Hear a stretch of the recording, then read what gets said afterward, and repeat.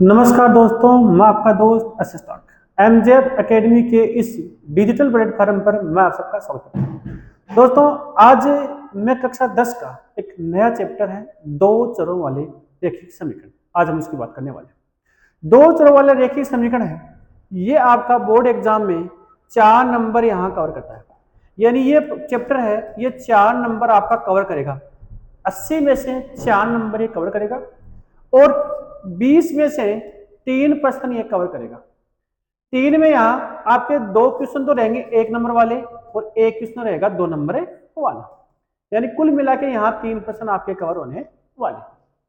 अब इस क्लास के माध्यम से हम इस चैप्टर में से एग्जाम में पूछे जाने वाले प्रश्नों की हम बात करेंगे कि जो प्रश्न एग्जाम में पूछा जाएगा उस प्रश्न की प्रकृति कैसी होगी, हम उसकी बातें करेंगे। तो सबसे पहले हम बात करेंगे कि दो चरों वाले रेखीय समीकरण हैं वो होते कौन से हैं। सबसे पहले हम इसका अर्थ समझेंगे, है ना। तो देखो, शुरुआत करते हैं हम आज की क्लास को। अपनी क्लास का नाम है दो चरों वाले रेखिक समीकरण। दो चरों वाले रेखिक समीकरण।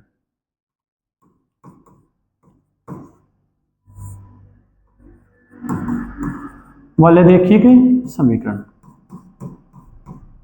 ये अपना चैप्टर का नाम है। ठीक है, तो दोस्तों सबसे पहले बताऊं आपको, यहां लिखा हुआ है चर। क्या लिखा हुआ है? चर। तो बहुपद में हमने चरों की बात करी थी कि चर कौन से होते हैं। चरों की हम बात करें तो जो अपनी जो वर्णमाला होती है, क्या होती है? वर्णमाला। मैं बात करूं A B C dot dot X Y Z, ये जो होते हैं ना, ये अपने सारे के सारे क्या होते हैं? चर होते हैं। और चर का जो मान है वो अकॉर्डिंग टू क्वेश्चन बदलता रहता है। ठीक, ये होते हैं चर। रेखी की बात करें, यदि कोई चर है और उस चर की जो घात है वो 1 हो, चर की घात कितनी हो? 1 हो, तो उसे हम बोलेंगे रेखिक समीकरण। ठीक है ना। कैसे? इसमें लिखूं कि ax प्लस बी, यहां जो चर है ना वो अक्ष है। चर क्या है? अक्ष है। बोले सर आपने ये बताया अभी कि A B C X Y Z ये सभी चर होते हैं, लेकिन यहां फिर एक्स ही चर क्यों है? देखो, यहाँ ए और बी ये दोनों कांस्टेंट की भूमिका में है, यानी ये दोनों नियत मान है। क्या मान है? यानी ए का कोई ना कोई मान होगा, लेकिन ए का मान यहाँ 0 नहीं होगा। क्या नहीं होगा? 0 नहीं होगा। क्यों नहीं होगा? यदि यहाँ 0 हो जाएगा तो ये पूरा 0 हो गया, तो ये देखिए कि यहाँ तो चर बचा ही नहीं। ठीक है ना, इस प्रकार से। तो दो चर, इसमें दो चर होंगे। अब यहाँ एक अकेला है अक्ष, तो एक ही चर है, तो इसे बोलेंगे एक चर का बहुपद। ये बोलेंगे एक चर का समीकरण, एक चर का समीकरण। मैं इसे लिखूं कि ax प्लस बी वाई। अब इसमें अक्ष और वाई दो चर हो गए, तो इसे बोलेंगे दो चरों वाला समीकरण। दो चरों वाला समीकरण। ठीक है। अगर 3 होंगे तो 3 चरों वाला समीकरण। इस प्रकार से हम इनकी बातें करेंगे। अब यहां पावर देखो 1 है, कौन सी? यहां पावर 1 है ना, तो पावर 1 है तो ये बन गया रेखिक समीकरण। क्या बन गए? रेखिक समीकरण। ठीक। यदि चर राशि की पावर 1 है तो रेखिक समीकरण, चर राशि की पावर 2 है तो द्विघाती समीकरण, और चर राशि की घात 3 है तो त्रिघाती समीकरण। ऐसे आगे से आगे चलते रहेंगे। ठीक है, तो चलो हम सबसे पहले शुरुआत करते हैं रेखिक समीकरण की। जैसे सपोज करें अपन कि a1x प्लस b1y और प्लस c1 बराबर 0 हो गया। दूसरा अपने पास है a2x प्लस b2y और प्लस c2 बराबर क्या हो गया? 0। ये अपने पास दो रेखीय समीकरण है। अब इस रेखीय समीकरण में हमने पास x और y दो चर है। x और y क्या है? दो चर। और x और y ये एक ऐसा युग्म है, ये एक ऐसा युग्म है जो दिए गए समीकरण को क्या करता है? संतुष्ट करता है, और वही हमारे रेखीय समीकरण कहलाते हैं। अब यहां से एक प्रश्न आपको कंफर्म पूछा जाएगा, वो प्रश्न की प्रकृति क्या होगी मैं उसकी बात करता हूं। ठीक, जैसे आपको सबसे पहले ये दे दे कि a1x plus b1y plus c1 बराबर 0, a2x plus b2y plus c2 बराबर 0, ये रेखिक समीकरण है। ये कौन सा समीकरण है? ये रेखिक समीकरण है। ठीक है, ये रेखिक समीकरण है। ठीक है, ये यदि इनकी जो ग्राफ खींचा जाएगा और ग्राफ आपको प्राप्त होगा, ये में कौन सी संगत चर है, यानी a1 बटा a2 बराबर b1 बटा b2 और बराबर c1 बटा c2 है, c1 बटा c2 है। तो इनकी जो रेखाएं हैं उनकी प्रकृति कैसी होगी, इस प्रकार से यहाँ प्रश्न पूछा जाएगा। हो सकता है आपको यहाँ कहते हैं ये बराबर नहीं है, ये बराबर है, ये बराबर नहीं है, इस प्रकार से यहाँ तीन कंडीशन बनेगी। कितनी कंडीशन बनेगी? तीन। मैं तुलने की बातें करता हूं। जैसे पहले यहां बता दिया कि ये तीनों सेम है, तीनों क्या है? सेम है। चलो नेक्स्ट है कि a1 बटा a2 और बराबर नहीं है b1 बटा b2। चलो तीसरी की बात करते हैं हम कि तीसरी कंडीशन यहां से कौन सी बनने वाली है, a1 बटा a2 और बराबर b1 बटा b2 और बराबर नहीं है c1 बटा c2। ये यहां से तीन कंडीशन हो गई दोस्तों। कितनी कंडीशन हो गई? तीन। अब इन तीनों में से ये समीकरण दे करके आपको कोई सी भी कंडीशन दे सकता है, ठीक है। और प्रश्न तो पूछेगा यदि इस प्रकार की कोई दो रेखिक समीकरणों को आपके पास हैं और उनकी कंडीशन इस प्रकार प्राप्त हो रही है, जो तीनों ही समान है, तीनों क्या है? समान, तो इसे बोलेंगे हम समपाती। क्या बोलेंगे? समपाती। यानी जब इनका ग्राफ खींचा जाएगा ना और जो रेखाएं प्राप्त होंगी उन रेखाओं को बोलते हैं समपाती रेखाएं। क्या बोलते हैं? समपाती रेखाएं। समपाती रेखाएं कौन सी होती है? जैसे मैं कहूं आपको कि मेरे पास यहाँ ये ए है और ये पॉइंट बी है, ठीक है, ये रेखा है। अब दूसरी रेखा भी इसके ऊपर ही आ जाए तो वो कहलाएगी समपाती रेखाएं। क्या कहलाएंगी? समपाती रेखाएं। अब देखो समपाती, अब देखो अपने क्या है, जैसे अपने पिताजी है ना या कोई आदमी है, उसके तीन बेटे हैं, तो उसकी संपत्ति होती है ना। अब राजस्थान में बोलते हैं कि हमें पाती करो, है ना, क्या करो? पाती करो। तो पाती क्या होती है? सब में सेम होती है। सब क्या होती है? यानी बंटवारा जिसको अपन बोलते हैं ना, बंटवारा सब में क्या होता है? हमेशा समान होता है। तो जब सब में समान होगा, सब में क्या होगा? समान, तो वो संपाती होगा। क्या होगा? संपाती। यानी बंटवारा सबका क्या होगा? समान। यानी सारे ही समान है, सारे कैसे हैं? समान, तो वो होंगे संपाती। क्या होंगे? संपाती। अब इस सबकी पाती वहां समान हो गई तो वो हल कहलाएगा अपना संगत हल। क्या कहलाएगा? संगत हल हो गया। क्या होगा? संगत हल हो गया, ठीक है। जो हल क्षेत्र है ना वो संगत हो गया। क्या हो गया? संगत। सर इसके हल क्षेत्र तो संगत हो गया, लेकिन हल कितने होंगे? देखो रेखा होती है वो अनंत बिंदु से मिलकर बनी होती है, दूसरी रेखा भी अनंत बिंदु पर मिल रही है। यानी जो संपाती रेखाएं होती है ना वो एक दूसरे को स्पर्श करती रहती है और रेखा अनंत बिंदु से मिलकर बनी होती है। तो ये भी कितने होंगे? इसके अनंत हल होंगे। कितने हल होंगे? अनंत, ठीक है। ये इसको बोलेंगे अनेक हल। क्या बोलेंगे? अनेक हल बोल देंगे, ठीक है। ये हल क्षेत्र है इसका, यानी संगत होगा हल क्षेत्र। हल क्षेत्र क्या होगा इसका? संगत, ठीक है। यानी निकाय का हल कैसा होगा? संगत या असंगत? तो यहां होगा संगत। क्या होगा? संगत, ठीक है। दूसरी देखो यहाँ ये बराबर नहीं है। क्या नहीं है? बराबर नहीं है। यदि दोस्तों ये रेखाएं बराबर नहीं है तो ये एक दूसरे को करेंगे प्रतिच्छेद। क्या करेंगे? प्रतिच्छेद। तो इसको बोलेंगे प्रतिच्छेदी रेखा। क्या बोलेंगे? प्रतिच्छेदी रेखा। कैसे? जैसे ये रेखाएं एक दूसरे को इस प्रकार यहां काट गई तो एक दूसरे को एक ही बिंदु पर काटेगी। जैसे मैं देखो ये रेखा और ये रेखा, दो रेखाएं होगी। अब ये दोनों रेखाएं इस बिंदु पर यहां काट रही है तो मात्र और मात्र एक ही बिंदु है। कौन सी है? एक ही बिंदु है। और जो दुनिया में एक होता है वो अपने आप में अद्वितीय होता है। क्या होता है? अद्वितीय होता है, ठीक है।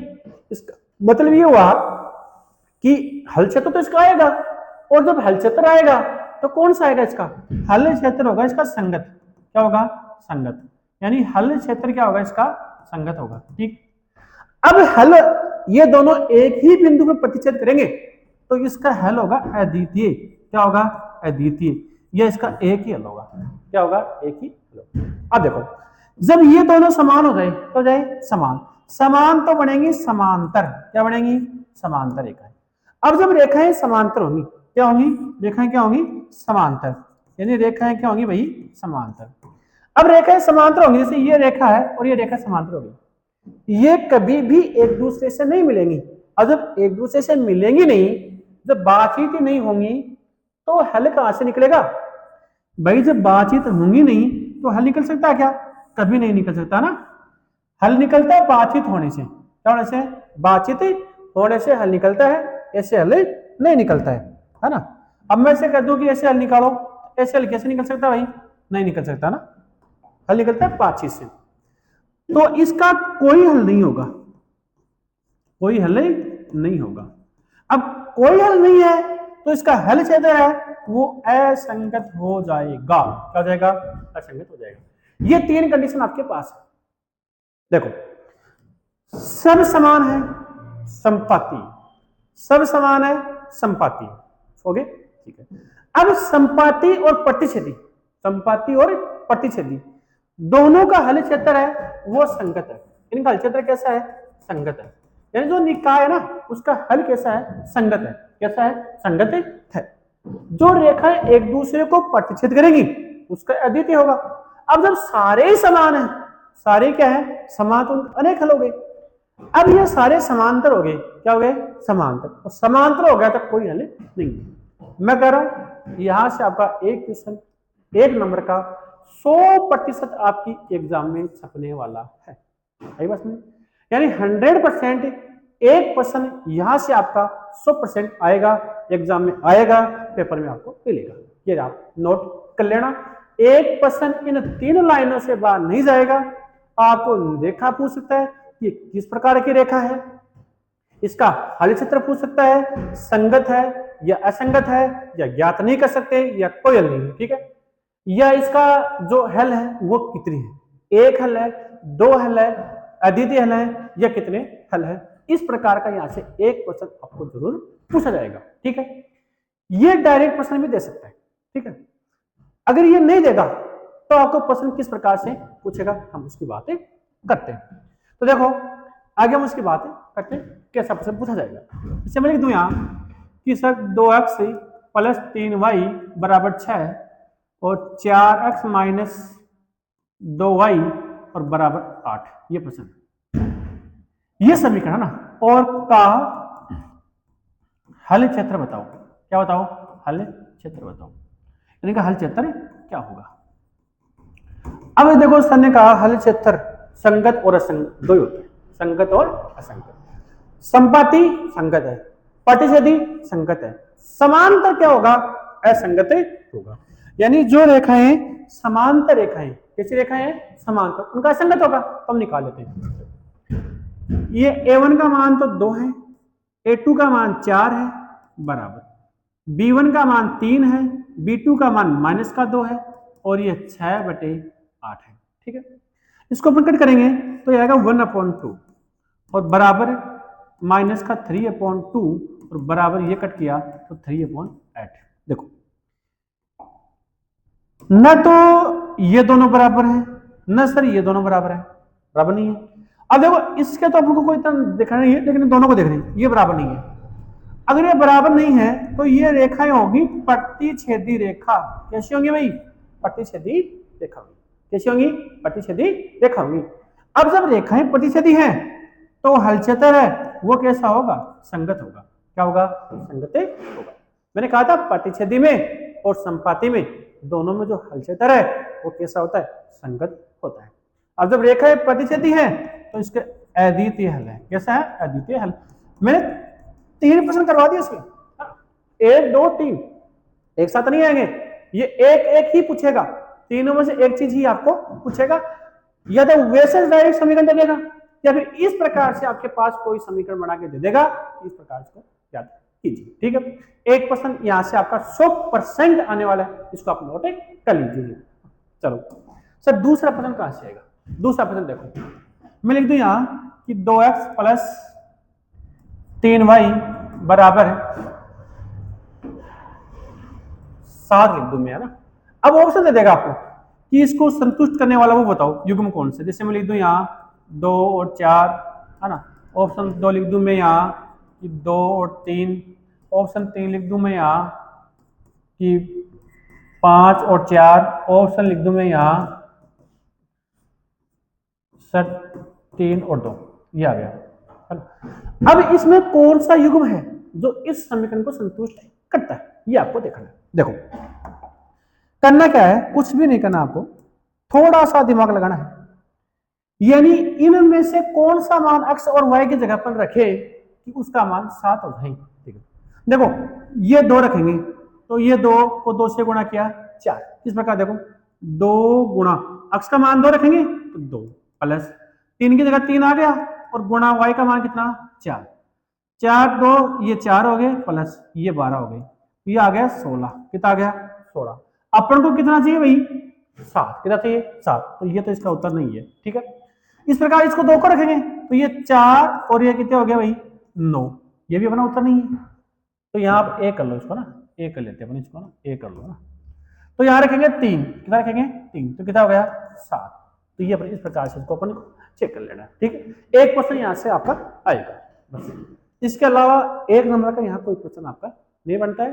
छोटा मोटा प्रश्न पूछ सकता है कि रेखिक समीकरण है या किस प्रकार का समीकरण है, या इसमें दे देगा कि x और y का मान आप बताइए। ठीक है, चलो आगे 2 नंबर का प्रश्न है, उसके हम बातें करते हैं। देखो 2 नंबर का प्रश्न कहां से आएगा, इसमें आपके जो रेखिक समीकरण है ना उनको हल करने की जो विधि है ना, देखो कोई भी रेखिक समीकरण है उस रेखिक समीकरण को हल करने की जो विधि है, हल करने की जो विधि है वो कौन कौन सी है। इस समीकरण को हल करने की विधि एक तो अपने पास है विलोपन विधि, कौन सी विलोपन विधि। ठीक है, दूसरा है यहां से प्रतिस्थापन विधि, कौन सी प्रतिस्थापन विधि। तीसरी अपने पास है यहां वज्र गुणन विधि, वज्र गुणन विधि। और चौथी अपने पास यहां आती है आलेखीय विधि, कौन सी आलेखीय विधि, या इसको अपन यूं कहे कि ग्राफीय विधि, कौन सी ग्राफीय विधि। अब देखो यहां से 1 नंबर का प्रश्न बन सकता है, यानी निम्न में से कौन सी विधि रेखिक समीकरण को हल करने की नहीं है, तो आपको 3 दे देगा और एक तीसरी अलग ही नाम आ जाएगा। ठीक है ना, तो जो अलग ही नाम आएगा ना, इन चारों के अलावा जो अलग नाम रहेगा वो विधि आपकी रेखिक समीकरण को हल करने की नहीं है। ठीक है ना, इस प्रकार से यहां से प्रश्न बन सकता है। लेकिन अब नए सिलेबस के जो अकॉर्डिंग है ना, वो आपको इस विधि को और इस विधि को आपके सिलेबस से हटा दिया गया है ना, और आपके जो वर्तमान में सिलेबस है और उस सिलेबस के जो अकॉर्डिंग है ये 2 विधियां ही आपके सिलेबस में है, यानी विलोपन विधि और प्रतिस्थापन विधि। अब जो प्रश्न बनेगा ना तो इन दोनों से ही बनेगा, चाहे विलोपन विधि दे दे और चाहे प्रतिस्थापन दे दे। लेकिन मैं आज इस क्लास के माध्यम से कह रहा हूं कि प्रश्न जो आएगा वो ऐसे नहीं आएगा कि विलोपन विधि से हल करो या प्रतिस्थापन विधि से हल करो। मैं कहता हूं यदि आपको दोनों विधियां बहुत अच्छी बात है, लेकिन आपको कम से कम एक विधि आपको सीख लेनी है कि विलोपन विधि कौन सी होती है और प्रतिस्थापन विधि कौन सी होती है। हम यहाँ बात करेंगे कि एग्जाम में क्वेश्चन आएगा और उसको हमें सोल्व करना है, बस इतना सा अपना काम है। ठीक है ना, देखो कि नाम नहीं आएगा तो करेंगे कैसे। देख लीजिएगा कि x प्लस y बराबर 4 है, ये सॉरी 14 है, और x माइनस वाई बराबर 4 है, तो x और y का जो मान है वो आप ज्ञात कीजिए। इस प्रकार से प्रश्न आएगा, यानी कहेगा x और y का मान ज्ञात कीजिए या समीकरण को हल कीजिए। इस प्रकार से आपके पास प्रश्न आएगा, न कि आपको नाम देगा कि विलोपन से करो या फिर प्रतिस्थापन से करो। इस प्रकार का आपका कोई नाम एग्जाम में नहीं आएगा। यह मैं आपको कहता हूं 2 नंबर का प्रश्न है, कोई छोटा सा प्रश्न बड़ा प्रश्न यहाँ से नहीं बनता है। चलो ये विधियां हैं, इनको आप नहीं पढ़ेंगे दोनों को, ये दोनों विधियां हम बात करेंगे कि कौन सी विलोपन होती है और कौन सी प्रतिस्थापन होती है। देखो चलो मैं एक क्वेश्चन लिख रहा दोबारा कि x प्लस वाई बराबर 14 हो गया और x माइनस वाई बराबर 4 हो गया। ये समीकरण 1 हो गया और ये समीकरण 2 हो गया। ठीक है, ये 2 समीकरण हो गए। अब सबसे पहले मैं बात करूंगा यहाँ विलोपन विधि की। किसकी बात करूंगा, विलोपन विधि की, कि जो विलोपन विधि है वो कौन सी होती है। विलोपन विधि देखो नाम से स्पष्ट है, विलोपन विधि कौन सी विलोपन विधि। आपको तो कोई भी एक विधि सीखनी है जिसमें आपका नंबर मिले, बस और कुछ नहीं करना है ना। विलोपन यानी किसी भी एक मान को आपको उठाना है। जैसे ये समीकरण 1 हो गया, देखो यहां प्लस है और यहां क्या है माइनस। यदि मैं इन दोनों को जोड़ दूं तो प्लस माइनस क्या हो जाएगा, कट जाएगा, यानी x यहां से खत्म हो गया। यानी अपन को यहां से एक को खत्म करना है, चाहे x को करे चाहे y को करो। ठीक है ना, ठीक है, तो इनको जोड़ो, यानी समीकरण इसमें लिख लिया दोबारा यहाँ कि x प्लस वाई बराबर ये 14 हो गया और x माइनस वाई बराबर कितना हो गया 4। ये समीकरण 1 हो गया और ये समीकरण 2 हो गया। अपन लिखते हैं यहाँ कि समीकरण एक व दो को जोड़ने पर, इन दोनों को जोड़ देंगे। अब किसी को नहीं पता चलता कि सर जोड़े या घटाएं। देखो करना क्या है, मैं बताऊंगा आपको कि इसमें करना क्या है। इसमें करना यही है आपको, यदि दोनों चिन्ह असमान है, यहाँ प्लस है यहाँ माइनस है, अलग अलग चिन्ह है ना, तुमको जोड़ दो। क्या कर दोगे? जोड़ दोगे, लेकिन ये सेम होना चाहिए। यहाँ से 2y है तो 2y, 3 है तो 3, 4 तो 4, इस प्रकार से, ठीक है ना। इनको जोड़ेंगे ना तो y से y कैंसिल हो जाएगा, तो अक्स और अक्स कितना हो जाएगा, 2 अक्स बराबर, ये कितना हो गया भाई 18, ये गुणा में आ जाएगा, तो अक्स का मान आ गया 18/2, यानी अक्स का मान आ गया यहाँ से 9। अक्स का मान कितना आ गया 9, ठीक है सर अक्स का मान आ गया। तो अक्स का जो मान आ गया ना, इस अक्स के मान को चाहे समीकरण आप एक में रखो या समीकरण दो में रखो, किसी भी एक में रख सकते हो। समीकरण एक में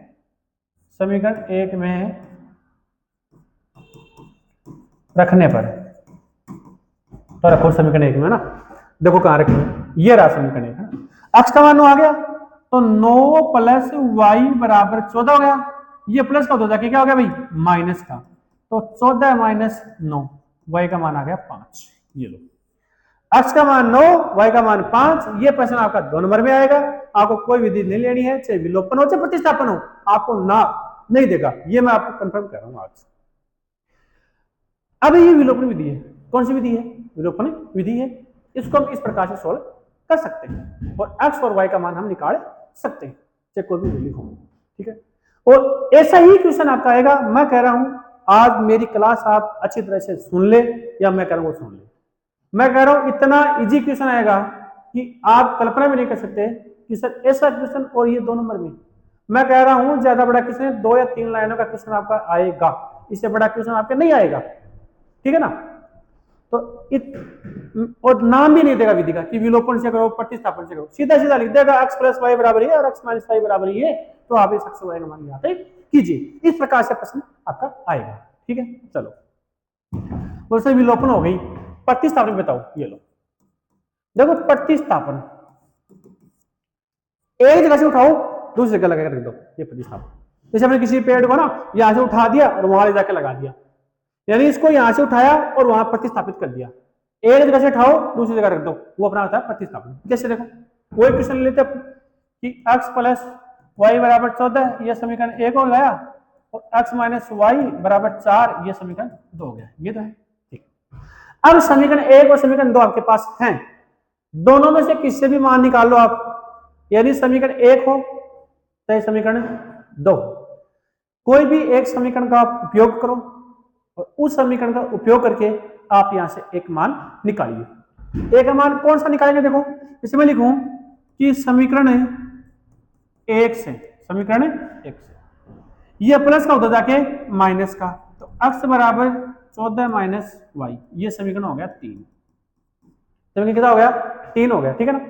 अब इस समीकरण 3 में जो x का मान आ गया ना, इसको देखो हमने 1 से निकाला है, क्या लिखा है, जहां से निकालेंगे वहां नहीं रखेंगे। हम पेड़ को जहां से उखाड़ेंगे वहां थोड़ी वापस लगाते हैं, दूसरी जगह ही हम पेड़ को क्या करते हैं वापस से लगाते हैं। तो इस प्रकार से आप इसको यहां रख दो समीकरण 2 में, तो देखो x का मान समीकरण 2 में रखने पर रख दो, तो ये x का मान है ना, रखो यहां, तो 14 - y और ये y माइनस का, ऐसा कैसा आ गया बराबर कितने 4। बोल सर ये प्लस का होता जाके माइनस हो जाएगा, बिल्कुल ये -y जुड़ के माइनस के 2y, और ये माइनस हो जाएगा तो 4 -